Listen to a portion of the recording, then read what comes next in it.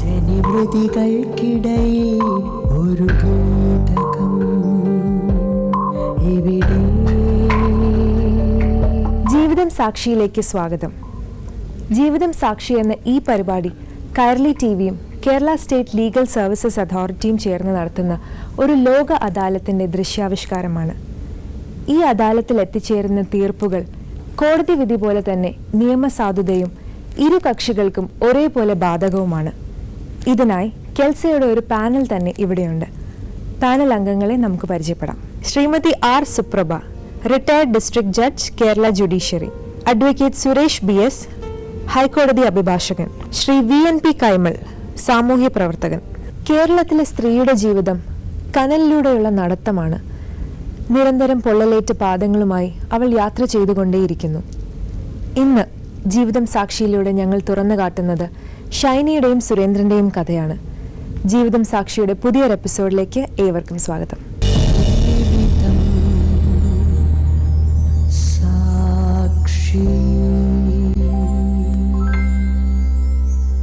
നമസ്കാരം. ഈ ജീവിതത്തിൻ്റെ പുതിയൊരു മുഖമാണ് നമ്മളിന്ന് കാണാൻ പോകുന്നത്. ഷൈനിയുടെ കഥയിലൂടെ നമുക്ക് സ്വാഗതം ചെയ്യാം. ഷൈനി, വരൂ.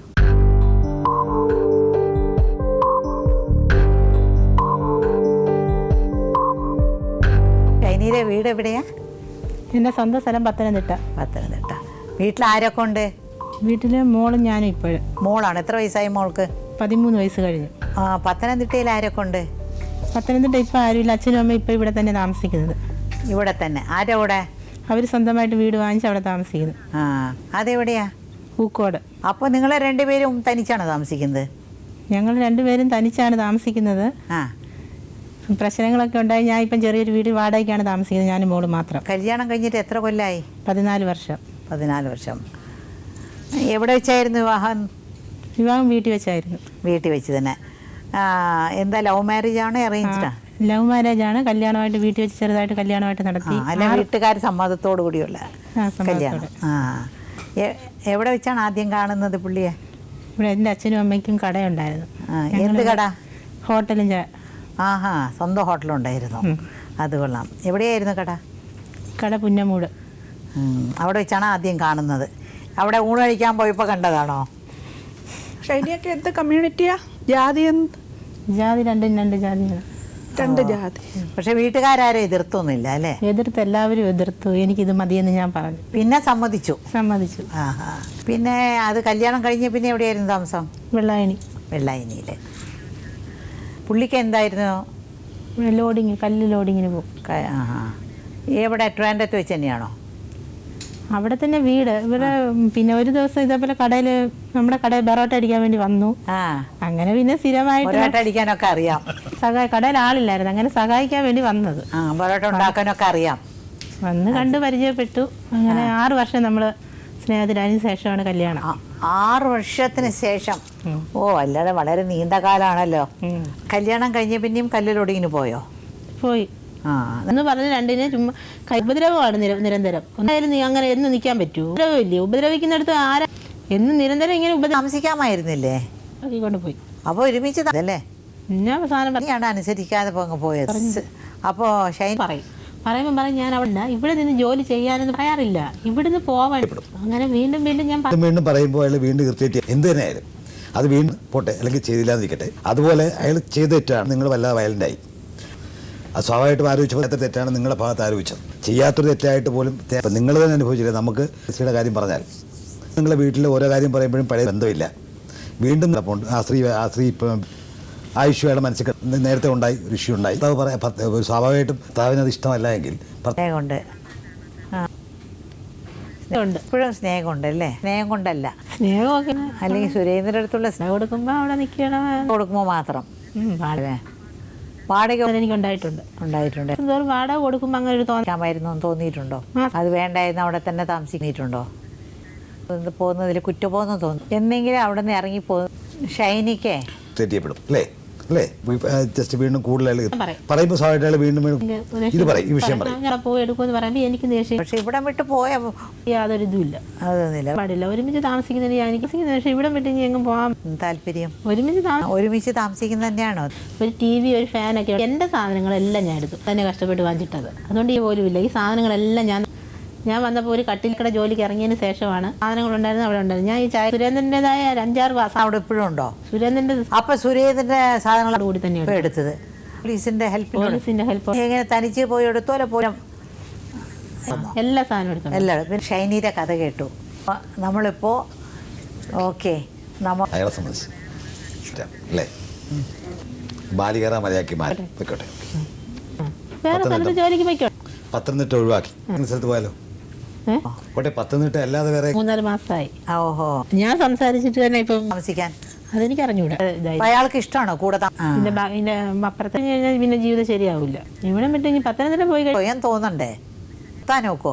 അവരൊക്കെ ഒരാളങ്ങനെ പിടിച്ചു ഷൈനിയുടെ സാധനങ്ങളൊക്കെ എടുത്തോണ്ട് വന്നോ? ശരിയല്ലേ? ആ വീട്ടിൽ നിന്ന് ഒരുമിച്ച് താമസിക്കണം. പിള്ളേരെന്ന് പറഞ്ഞാൽ വരുമാനം വേല ചെയ്ത് തരണം, വിട്ട് പോകാൻ പാടില്ല. ഇനി ഒരുമിച്ച് ജീവിക്കണമെങ്കിൽ ഇവിടുന്ന് വരാം. പക്ഷേ എങ്കിൽ ഒരു മോളുണ്ട്. ഏത് തീരുമാനത്തിലെത്തി? ഇപ്പൊ എന്താ തീരുമാനത്തിലെത്തി? എല്ലാരും കൂടി വന്നു, വീട്ടുകാരൊക്കെ വന്നോ? അപ്പോ ഷൈനി അനുഭവിക്കാൻ ജീവിതത്തിൽ എനിക്കൊന്നുമില്ല. അപ്പൊ ഈ 14 വർഷം കൊണ്ട് ഞാൻ മുൻപ് വെച്ച് അതുകൊണ്ട് എടുത്തിട്ട് അടിച്ചെന്നെ റെഡിയാക്കി. എനിക്ക് വഴക്ക് പറഞ്ഞ അന്നും എന്നെ രാത്രി വഴക്കുണ്ടാക്കാതിരിക്കും. പൊള്ളലേറ്റ് പാദങ്ങളുമായുമാണ് കനലിലൂടെയുള്ള നടത്തം. തീർപ്പുകൾ ഈ അദാലത്തിൽ എത്തിച്ച ദൃശ്യാവിഷ്കാരമാണ്. ഒരു ലോക അദാലത്തിന്റെ ടീം ചേർന്ന് നടത്തുന്ന state legal services authority, Kairali ടിവിയും കേരള സാക്ഷി എന്ന ഈ പരിപാടി ജീവിതം സാക്ഷിയിലേക്ക് സ്വാഗതം. ജീവിതം ഒരു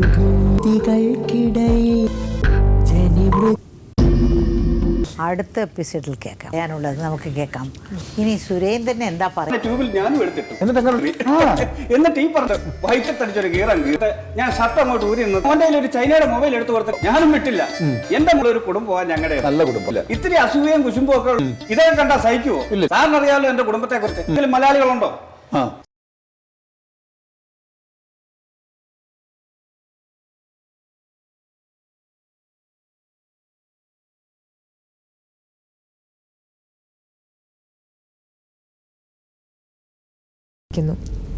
ഇന്ന് അവൾ യാത്ര ചെയ്തുകൊണ്ടേയിരിക്കും. ഇത്തരം പൊള്ളലേറ്റ് പാദങ്ങളുമായുമാണ്.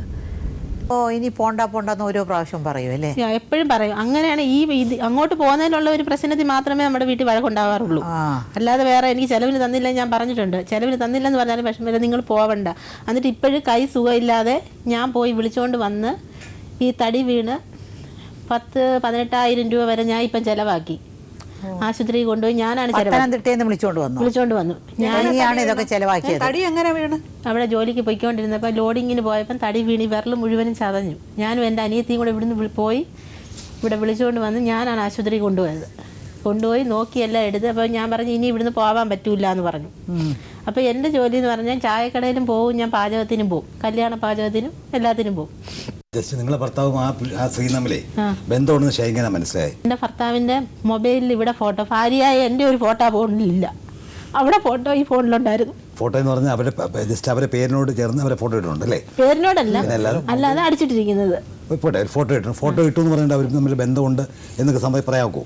അവിടെ ആ സ്ത്രീ എൻ്റെ അടുത്ത് പറഞ്ഞു. ആ സ്ത്രീ വാശിക്ക് പറഞ്ഞു കാണും. അല്ല, അവൾ എൻ്റെ വീട്ടിൽ വന്ന് ക്ഷമ ചോദിച്ചിട്ട് പോയതാ. വീട്ടിൽ വന്നിരുന്നു. അവള് ഗൾഫിൽ പോകാൻ വേണ്ടി ഇവിടെ എന്തിനാ ക്ഷമ ചോദിക്കാൻ വീട്ടിലോട്ട് വന്നു? തിരുവനന്തപുരം എയർപോർട്ടിൽ അവൾ ഗൾഫിൽ പോകാൻ വേണ്ടി എല്ലാം ശരിയായി. അപ്പം വീട്ടിൽ വന്ന് എൻ്റെ അടുത്ത് ക്ഷമ ചോദിച്ചു. ഞാൻ ഇത്രയും നാൾ നിന്റെ ജീവിതത്തിൽ വന്നതിന് ഞാൻ നിന്നോട് ക്ഷമ ചോദിച്ചെന്ന് പറഞ്ഞിട്ടാണ് പോയത്. ആണോ? അല്ല, ആദ്യം അറിഞ്ഞത് എങ്ങനെയായിരുന്നു? ഇവര് ചോദിക്കുന്ന ആദ്യം എങ്ങനെയാ അറിഞ്ഞത്? വീട്ടിൽ അമ്മ ആരെങ്കിലും പറഞ്ഞോ? അമ്മ പറഞ്ഞു. അമ്മ തൊട്ടടുത്താണ് കട. അപ്പൊ ഇവരുടെ വീട്ടിന്റെ അകത്ത് തന്നെയാണ് ഇയാൾ പോകുന്നത്? അകത്ത് ബാത്റൂമിൽ കുളി നന എല്ലാം. ഒരു വാടകയ്ക്ക് ഒരു വീട് കൊടുത്താൽ വെളിയിലാവാം. വീടിൻ്റെ അകത്ത് അതിൻ്റെ ആവശ്യമില്ലല്ലോ. അവസാനം മാപ്പ് പറഞ്ഞു അല്ലേ അവള്? എന്തായാലും മാപ്പ് പറഞ്ഞു. ഈ മാപ്പ് എന്താ പറഞ്ഞേ? എൻ്റെ അടുത്ത് പറഞ്ഞു, ഞാൻ നിന്റെ ജീവിതത്തിൽ ഇത്രയും നാൾ ഞാൻ നിന്നെ വഞ്ചിച്ചതിന് മാപ്പെന്ന് പറഞ്ഞു. ഇത്ര മാത്രം പറഞ്ഞിട്ടുണ്ട്. അവള് പോയോ? ഇവിടെ നിന്ന് സ്ഥലം വിട്ട് പോയോ? അല്ല, ഇപ്പൊ ഉണ്ട്. ഇവിടെ ഗൾഫിൽ പോയിട്ട് ഇപ്പൊ നാട്ടിലുണ്ട്. നാട്ടിലൊന്നും ഇപ്പൊ പോവോ ഹസ്ബൻഡ് അവിടെ? ഇല്ല. ഇപ്പൊ അവർക്ക് ഫോൺ വിളി. ഇപ്പൊ യാതൊരുവിധ ബന്ധവും ഇല്ല. എങ്ങനെയാ നിങ്ങൾ തമ്മിൽ പിണക്കം തുടങ്ങിയത്? ഈ ഒരു പേര് പറഞ്ഞു തന്നെ പ്രശ്നം. ഒരു പേരും പറഞ്ഞോണ്ട് അവന്റെ ഉപദ്രവിച്ചോ? എന്നെ ഉപദ്രവിച്ചു, ശരിക്കും ഉപദ്രവിച്ചു. ശരിക്കും എന്റെ കണ്ണൊക്കെ എന്തോ എന്ന് പറഞ്ഞല്ലോ, അതെന്താ? അടിച്ച് കണ്ണ് കലങ്ങി. ഇത് ചോദിച്ചതിന് അടിച്ച് കണ്ണ് കലക്കി.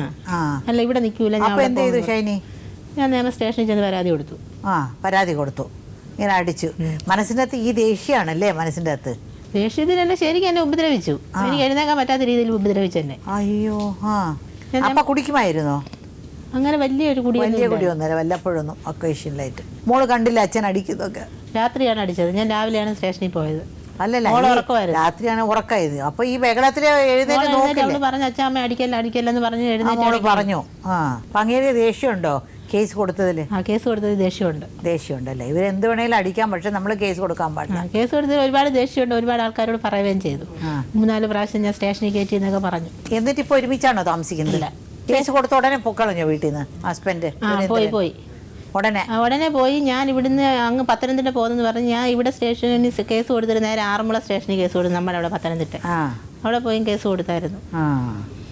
അങ്ങനെ 2 ദിവസം കഴിഞ്ഞ് അവിടെ ആറന്മുള സ്റ്റേഷനിൽ തന്നെ വീട്ടിൽ നിന്ന് പിണങ്ങി പോയോ സുരേന്ദ്രൻ? ഇല്ല. പിന്നെ എത്ര കാലം കഴിഞ്ഞിട്ടാ പോയത്? 2 ദിവസം കഴിഞ്ഞപ്പോൾ വീണ്ടും പോയി. 2 ദിവസം കഴിഞ്ഞിട്ട് പോയി. എവിടെ പോയി? അങ്ങ് പത്തനംതിട്ട പോയി. അവിടെ എന്തിനാ പോയത്? അവിടെ ജോലിക്ക് പോകുന്നെന്ന് പറഞ്ഞു പോയത്. പിന്നെയും ആ പെണ്ണുമായിട്ട് ബന്ധമുണ്ടായിരുന്നോ? ഉണ്ടായിരുന്നു. ഇപ്പൊ ഒരു അവിടെ മാപ്പൊക്കെ ചോദിച്ചു എന്ന് പറഞ്ഞിട്ട് പിന്നെ വീണ്ടും പോയി. വീണ്ടും അവിടെ പോയി. അവളുമായിട്ട് ബന്ധം ഉണ്ടായിരുന്നു വെച്ചാൽ വീണ്ടും അവളെ വീട്ടിൽ തന്നെയാണ് താമസിച്ചത്.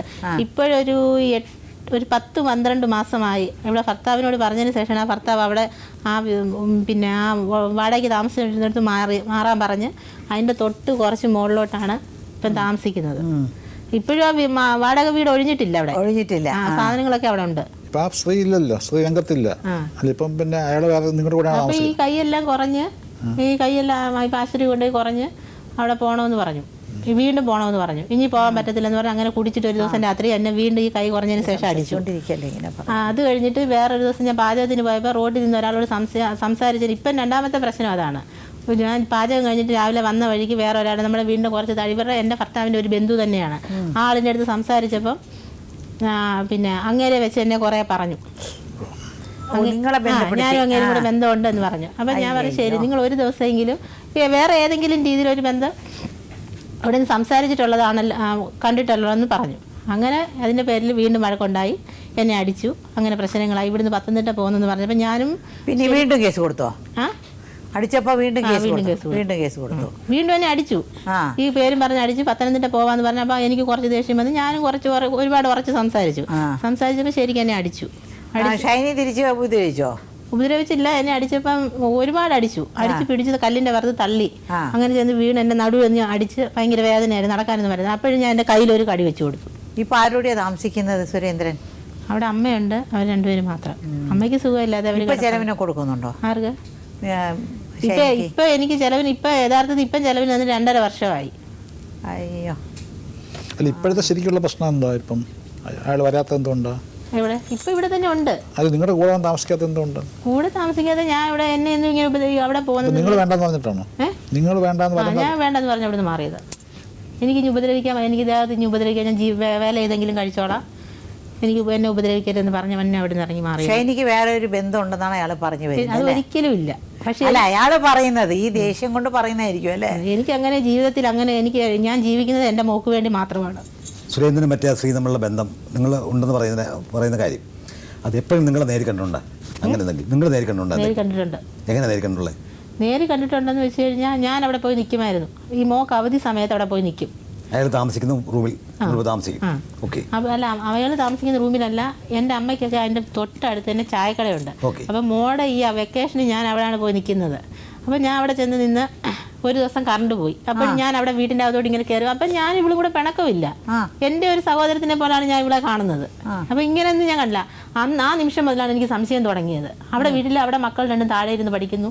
ഞാൻ കണ്ടുകൊണ്ട് ചെല്ലുന്നതെന്ന് വെച്ച് കഴിഞ്ഞാൽ ഇവർ 2 പേരും കൂടെ കെട്ടിപ്പിടിച്ച് ഇങ്ങനെ നിൽക്കുന്ന രംഗമാണ്. കണ്ടു. അയ്യോ. അത് എൻ്റെ അനിയത്തിയുടെ മോളുണ്ട്.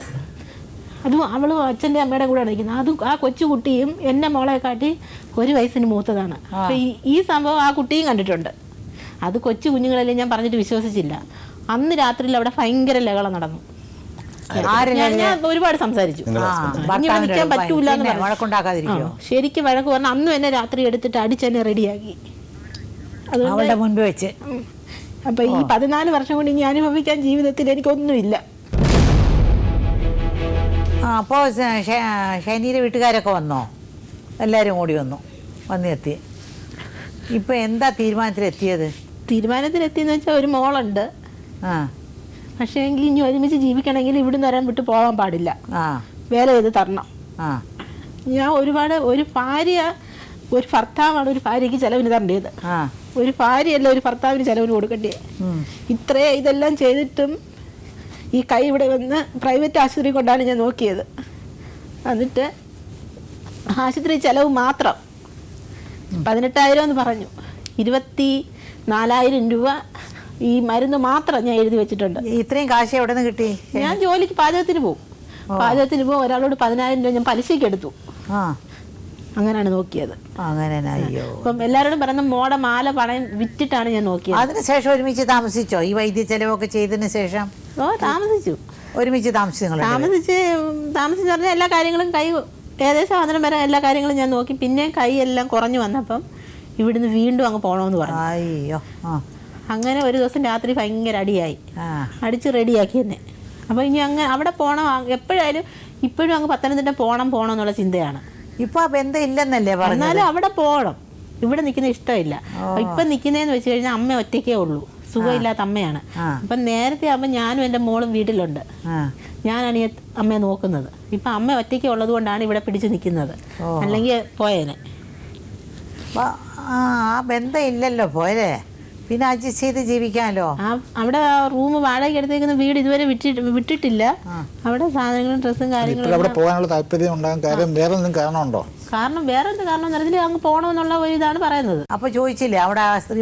ആ വീടിനകത്ത് പിന്നെ വേറെ എവിടെയെങ്കിലും വെച്ച് അവർ കാണും എടുക്കുന്നുള്ളൂ. ആ വീടിനകത്ത് കയറല്ലെന്ന് അവിടെ ഭർത്താവ് പറഞ്ഞിട്ടുണ്ട്. അവിടെ വീടിന് അവിടെ ഒരിക്കലും ഇനി വരല്ലെന്ന് പറഞ്ഞിട്ടുണ്ട്. എന്തുകൊണ്ടാണ് തിരിച്ചു പോകണമെന്ന് പറയുന്നത്? അതറിഞ്ഞൂടാ. അവിടെ ചെന്ന് ജോലി ചെയ്യണമെന്നാണ് പറയുന്നത്. നിങ്ങൾക്ക് അങ്ങനെ വിളിച്ച് നിങ്ങളുടെ വീട്ടിൽ താമസിപ്പിച്ചുകൂടെ? എവിടെ? നിങ്ങൾ ഒന്നിച്ച് താമസിച്ചുകൂടെ? പറഞ്ഞു അന്ന് എന്നെ അടിച്ചതിന്റെ പേരിലാണ് ഞാൻ അവിടെ നിന്ന് ഇറങ്ങിയത്. അതെ ശരി. പക്ഷെ ഇപ്പോഴേ ഇനിയിപ്പോ അതൊക്കെ കഴിഞ്ഞില്ലേ? അത് ശരി. ഇനി താമസിക്കാൻ തയ്യാറാണ്. പക്ഷേ എങ്കിൽ ഇവിടെ വിട്ട് ഇനി പത്തനംതിട്ട പോകാൻ പാടില്ല. ഇല്ല. അയാൾ എന്ത് ജോലി ചെയ്യും? ഇവിടെ നിന്ന് ചുടുകല്ല് വണ്ടിയിൽ പോവും. എല്ലാ പണിയും അറിയാം. ഹോട്ടൽ പണിയും പാചകം എല്ലാം അറിയാം. നിങ്ങളുടെ ആവശ്യം കൂടെ താമസിക്കണം എന്നുള്ളതാണ്. താമസിക്കണം, ജോലി ചെയ്യണം, ജോലി ചെയ്ത് വരുമാനം ഉണ്ടാക്കണം, പിള്ളേരെ നോക്കണം. പിള്ളേരെന്ന് പറഞ്ഞാൽ ഒരു മോളേ ഉള്ളൂ എനിക്ക്. ഒരുമിച്ച് താമസിച്ചില്ലേ? ആ വീട്ടിൽ നിന്ന് സാധനങ്ങളൊക്കെ എടുത്തോണ്ട് വന്നോ?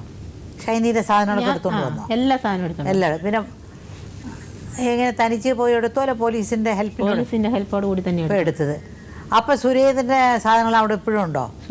സുരേന്ദ്രൻ്റെതായ 5-6 സാധനങ്ങളുണ്ടായിരുന്നു അവിടെ ഉണ്ടായിരുന്നു. ഞാൻ ഈ ചായക്കട ജോലിക്ക് ഇറങ്ങിയതിന് ശേഷമാണ് ഞാൻ വന്നപ്പോൾ ഒരു കട്ടിൽ പോലും ഇല്ല. ഈ സാധനങ്ങളെല്ലാം ഞാൻ തന്നെ കഷ്ടപ്പെട്ട് വാങ്ങിച്ചിട്ടത്. അതുകൊണ്ട് എൻ്റെ സാധനങ്ങളെല്ലാം ഞാൻ എടുത്തു. ഒരു TV, ഒരു ഫാനൊക്കെ ഉണ്ടായിരുന്നു, അതെല്ലാം അവിടെ വെച്ചിട്ട് എൻ്റേതായ ഉള്ള സാധനങ്ങളെല്ലാം ഞാൻ എടുത്തു. അപ്പോൾ മോളെയും കൊണ്ട് ഈ സാധനങ്ങളൊക്കെ എടുത്തുകൊണ്ട് വന്നപ്പോൾ സുരേന്ദ്രനൊന്നും പറഞ്ഞില്ലേ? ആദ്യം പറഞ്ഞെടുക്കുക. അതുകൊണ്ട് എടുക്കാൻ പറ്റത്തില്ലെന്ന് പറഞ്ഞ് പിന്നെ വീണ്ടും അടിയുണ്ടായി. അങ്ങനെയാണ് പോലീസിനെ വിളിച്ചിട്ട് പോലീസിൻ്റെ ഹെൽപ്പോട് കൂടിയാണ് സാധനം പറക്കി മാറ്റി. എടുക്കാൻ പറ്റത്തില്ലെന്ന് പറയാൻ കാരണം എന്താ? പിന്നെ അവിടെ നിന്ന് പോകണ്ടെന്ന് പറഞ്ഞു. ഇനി പോകണ്ട, ഇവിടെ നിൽക്കാൻ പറഞ്ഞു. അപ്പോൾ ഞാൻ പറഞ്ഞു ഇനി എന്നും എനിക്ക് അടി കൊള്ളാൻ പറ്റില്ല, ഞാൻ പോവാന്ന് പറഞ്ഞിട്ട് പോയി. അപ്പോൾ ഒരുമിച്ച് താമസിക്കണമെന്ന് സുരേന്ദ്രന് താല്പര്യം ഉണ്ടായിരുന്നു അല്ലേ? ഉണ്ടായിരുന്നായിരിക്കും, എന്തോ പറഞ്ഞു. അപ്പോൾ ഷൈനിയാണ് അനുസരിക്കാതെ പോയത് അല്ലേ? ഞാൻ സാധനം പറക്കിക്കൊണ്ട് പോയി. അപ്പോൾ ഒരുമിച്ച് താമസിക്കാമായിരുന്നില്ലേ? എന്നും നിരന്തരം ഇങ്ങനെ ഉപദ്രവമില്ലേ? ഉപദ്രവിക്കുന്നിടത്ത് ആരായാലും അങ്ങനെ എന്ന് നിൽക്കാൻ പറ്റുമോ? ഉപദ്രവമാണ് നിരന്തരം. ഒന്ന് പറഞ്ഞ് രണ്ടിന് ചുമ്മാ കൈ കിട്ടുന്ന കമ്പെടുത്തിട്ട് അടി, ഇതൊക്കെയാണ് ജോലി. ഇതാണ് അടിക്കുന്നത്. അന്ന് അങ്ങനെ ഇറങ്ങി പോരണ്ട. ഇപ്പോഴത്തെ വിഷയങ്ങളെല്ലാം കാരണം ആ സ്ത്രീയുടെ വിഷയം തന്നെ, വേറെ വിഷയങ്ങളൊന്നുമില്ല. ഒരു വിഷയമില്ല. ആ സ്ത്രീയുടെ വിഷയം പറഞ്ഞാൽ എപ്പോഴും വഴക്കുണ്ടാവും നിങ്ങൾ അല്ലേ? അത് കൂടെ നിങ്ങൾ പറയും വീട്ടിൽ. അത് പറയുന്ന ഒഴിവാക്കിക്കൂടെ? ഒഴിവാക്കാം. ഭർത്താവിന് അത് ഇഷ്ടമല്ല എങ്കിൽ ഭർത്താവ് സ്വാഭാവികമായിട്ടും നേരത്തെ ഉണ്ടായി ഒരു ഇഷ്യൂ ഉണ്ടായി. ആ ഇഷ്യൂ അയാളുടെ മനസ്സിൽ കിടപ്പുണ്ട്. ആ സ്ത്രീ ഇപ്പം ബന്ധമില്ല. വീണ്ടും നിങ്ങളുടെ വീട്ടിൽ ഓരോ കാര്യം പറയുമ്പോഴും പഴയ സ്ത്രീയുടെ കാര്യം പറഞ്ഞാൽ ഇപ്പം നിങ്ങൾ തന്നെ അനുഭവിച്ചില്ലേ? നമുക്ക് ചെയ്യാത്തൊരു തെറ്റായിട്ട് പോലും ചെയ്യാത്തൊരു തെറ്റാണ് നിങ്ങളുടെ ഭാഗത്ത് ആലോചിച്ചത്. അത് സ്വാഭാവികമായിട്ടും ആലോചിച്ചപ്പോൾ നിങ്ങൾ വല്ലാതെ വയലൻ്റായി. അതുപോലെ അയാൾ ചെയ്ത തെറ്റാണ് പോട്ടെ, അല്ലെങ്കിൽ ചെയ്തില്ലാന്നിരിക്കട്ടെ, എന്ത് തന്നെ ആയാലും അത് വീണ്ടും വീണ്ടും പറയുമ്പോൾ അയാൾ വീണ്ടും ഇറിറ്റേറ്റ് ചെയ്യപ്പെടും. അങ്ങനെ വീണ്ടും വീണ്ടും ഞാൻ പറയാറില്ല, ഇവിടുന്ന് പോവണ്ട, ഇവിടെ നിന്ന് ജോലി ചെയ്യാനെന്ന് പറയും. പറയുമ്പോൾ പറയും ഞാൻ അവിടെ പോയി എടുക്കുമെന്ന് പറയുമ്പോൾ എനിക്ക് ദേഷ്യം ഇത് പറയും, ഈ വിഷയം പറയും. ഞാൻ പറയും. പറയുമ്പോൾ സ്വാഭാവികമായിട്ട് അയാൾ വീണ്ടും ജസ്റ്റ് വീണ്ടും കൂടുതൽ അയാൾ ഇറിറ്റേറ്റ് ചെയ്യപ്പെടും.